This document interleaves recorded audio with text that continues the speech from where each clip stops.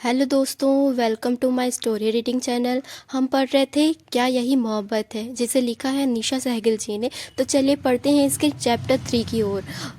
बिगड़ेल नवाबजादा। शिम्मी ने टेबल पर रखे हुए पानी से भरे जग को देखा और फिर सोते हुए अपने भाई की तरफ, जो बड़ी सुकून से गहरी नींद में सो रहा था, और उसके फेस पर एक शरारती स्माइल आ गई। उसने जग जग जग उठाया और झटके से सारा पानी अपने भाई के ऊपर फेंक दिया, जिससे सो रहे वंश की नींद झटके से खुल गई। वो चौंकते हुए उठ बैठा। किसकी हिम्मत हो गई ऐसा करने की? तभी सिम्मी ने जग को वापस टेबल पर रखा और दूर जाते हुए कहा, भाई, ये मैंने आपको जगाने के लिए डाला है। सिमी को देखकर वंश बेड के नीचे उतरा और सिमी को पकड़ने के लिए उसकी तरफ आया, पर सिमी उससे पहले ही रूम से बाहर निकल गई। वंश ने अपनी मुट्ठियां कसते हुए कहा, सिमी, आज तो तू डेफिनेटली गई, कहकर वो भी रूम से बाहर निकल गया। सिमी चिल्ला रही थी, डैड बचाओ, देखो भाई मुझे फिर मारने आ रहे हैं, कहकर सिमी जल्दी से अपने डैड के पास गई। वही वंश, जो पूरी तरह से पानी से भीग गया था और उसके बाल भी उसके फोरहेड को कवर कर रहे थे, वो भी जल्दी जल्दी सीढ़ियों से उतरते हुए आया और सिम्मी पर चिल्लाते हुए बोला, तुम्हें तमीज़ नाम की चीज़ है कि नहीं? सिम्मी, ये क्या तरीका होता है किसी को जगाने का? सिम्मी डरते हुए बोली, मुझे डैड ने कहा था जगाने के लिए, और मैं काफ़ी देर से आपको जगा रही थी। फिर मैंने सोचा कि मैं जग से थोड़ा सा पानी की छींटे आपके फेस पर मारूं, पर गलती से मेरा पैर फिसल गया और सारा पानी आपके ऊपर गिर गया, तो उसमें मेरी क्या गलती? फिर उसने अपने डैड की तरफ देखते हुए कहा, डैड, मैंने कहा था ना कि मुझे मत भेजिए। भाई हमेशा मुझे ऐसे ही डराते रहते हैं। वंश शिम्मी को कुछ कहने ही वाला था कि तभी मिस्टर सिंघानिया वंश को डांटते हुए बोले, वंश, तुम्हें शर्म नहीं आती छोटी बहन को ऐसे डराते हुए? और मैंने ही इसे कहा था तुम्हें जगाने के लिए। तो वंश ने भी चिढ़ते हुए कहा, डैड, ये सब आपके ही सिर पर चढ़ाने का नतीजा है कि ये इतना ज़्यादा बिगड़ गई है। मिस्टर सिंघानिया ने अपने हाथ बांधते हुए कहा, और तुम किसके सिर पर चढ़ गए हो? तुम्हें किसने सिर पर चढ़ाया है जो तुम इतना बिगड़ गए हो? वंश ने एक नज़र घूरकर सिमी को की तरफ देखा, जो अपने डैड के पीछे से जाकर उसे ही देख रही थी और उसे जीभ भी चढ़ा रही थी। उसे देखकर वंश ने कहा, डैड के पीछे छुपकर तुम क्या समझती हो कि बच जाओगी? मैं तुम्हें बाद में देख लूँगा।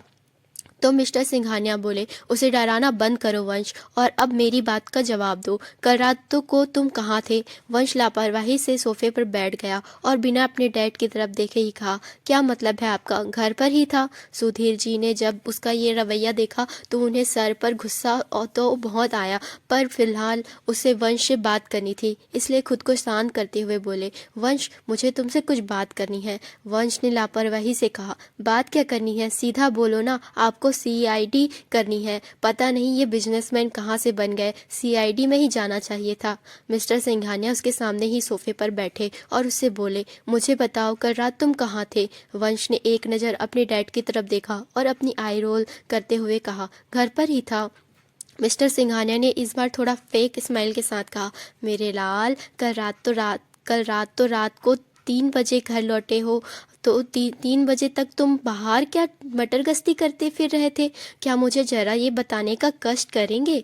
तभी वहाँ पर दिव्या जी आते हुए बोली, क्या आप भी बच्चा उठकर आया है और आपने अपनी तहकीकात करनी शुरू कर दी? इसे फ्रेश होने दो, ब्रेकफास्ट करने दो। और वो इससे आगे वो दिव्या जी को कुछ बोलती कि मिस्टर सिंघानिया ने उन्हें घूर कर देखा, जिस वजह से दिव्या जी की बोलती वहीं बंद हो गई। मिस्टर सिंघानिया ने इस बार दिव्या जी से कहा, तुम्हारा लाल बाहर जो कांड करके आया है ना, उसकी सब खबर मुझे मिल चुकी है। पूछो इससे क्या करके आया है ये बाहर। दिव्या जी ने सवालिया नज़रों से वंश की तरफ देखा तो वंश ने लापरवाही से कहा, कुछ नहीं मॉम, बस थोड़ा सा झगड़ा हो गया था, बस इतनी सी बात। क्या बतंगड़ बना रही हो? मिस्टर सिंघानिया ने अपने भौहें चढ़ाते हुए कहा, झगड़ा? तुमने मिस्टर गुप्ता के बेटे के हाथ पैर तोड़ दिए और कह रहे हो छोटा सा झगड़ा हो गया था? मैं तो कल रात में तुमसे बात करना चाहता था, पर तुम ठहरे बिगड़े नवाब, इतनी लेट क्यों हो गए थे? मिस्टर सिंघानिया की बात सुनकर दिव्या जी घबरा कर वंश के पास बैठी, उसे ऊपर से नीचे तक चेक करते हुए बोली, हाय मेरा बच्चा, तुझे लगी तो नहीं? सही सही बताओ, उन्होंने तुझे कहीं मारा तो नहीं?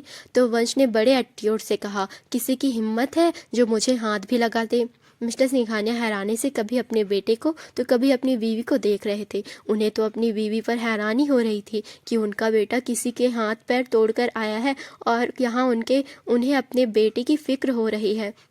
मिस्टर सिंघानिया ने इस पर दिव्या जी से कहा, दिव्या जी और सिर पर चढ़ाइए इसे, कसर मत छोड़ना सिर पर चढ़ाने की। ठीक है, इन दोनों माँ बेटे ने तो जीना हराम किया हुआ है मेरा। कहकर वो जैसे ही सोफे से उठने लगे तभी उनकी माँ सावित्री जी, जो मंदिर से पूजा करके लौट रही थी, उन्होंने मिस्टर सिंघानिया से कहा, अरे सुधीर कहाँ जा रहा है, रुक, मुझे तुझसे बात करनी है। सुधीर जी ने अपनी माँ सावित्री जी की तरफ देखा तो सावित्री जी पूजा की थाली पकड़े हुए सुधीर जी के पास आई और उनके माथे पर तिलक करते हुए बोली, मुझे तुझसे ज़रूरी बात करनी है। फिर वो पूजा की थाली लिए जैसे ही वंश के पास जाने लगी तो हैरानी से बोली, वंश तुम अभी तक नहाए नहीं बेटा, ये कोई तुम्हारा वक्त है उठने का? जाओ और जल्दी से जाकर शावर लेकर आओ, मुझे तुमसे कुछ ज़रूरी बात करनी है। आगे की स्टोरी अगले चैप्टर में। आपको मेरी स्टोरी रीडिंग अच्छी लग रही होगी तो प्लीज़ मेरे वीडियो को लाइक कीजिएगा, शेयर कीजिएगा एंड कमेंट कीजिएगा और मेरे चैनल को सब्सक्राइब कर लीजिएगा। Thank you for watching.